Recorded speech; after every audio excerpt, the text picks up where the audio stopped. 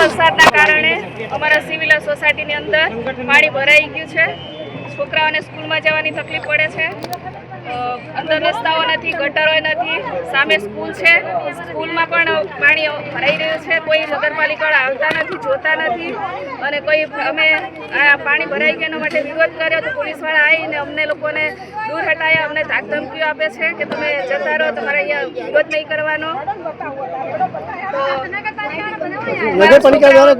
નગરપાલિકાવાળો કોઈ ધ્યાન આપતા નથી. નગરપાલિકા અમને ઘણી બધી અરજીઓ કરી છે, તેમ છતાં અમારી અરજીઓ ધ્યાનમાં લેવામાં આવતી નથી.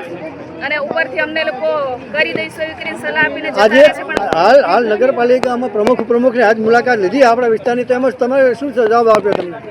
એમને કંઈ કીધું નથી. હાલ અમે કરી દઈશું એવું કંઈ જ્યાં છે, પણ હવે કરે ના કરે કશું નક્કી નથી. એ લોકો ખાલી અમને આશ્વાસન આપીને જતા રહે છે, બાકી કશું કરતા નથી. કોઈ ધ્યાન આપતા નહીં. અંદર તો કોઈ આવતું જ નથી, બહારથી જ બધા ધ્યાન કરીને જતા રહે છે. અને પાણી, અમારી ગટરની પાણીની કશું વ્યવસ્થા નથી. જ્યારે નગરપાલિકાનું પાણી પણ નથી આવતું ત્યારે ફરિયાદ કરીએ છીએ કે ત્યારે પાણી નથી આવતું. તો એ લોકો એમ કે અમે શું કરીએ, અમારા હાથમાં કશું નહીં. તો કોના હાથમાં છે આ બધું? એનો અમને જવાબ આલો. નહીં તો તમારાથી ના થતું હોય તો બંધ કરીને તમે જતા રહો તમારા ઘરે. બીજાને જેને કામ થતું એને મૂકો. શું નામ છે આપનું? અલ્પાબેન ભાવેશ પ્રજાપતિ. માં motor driving, safe and sure driving.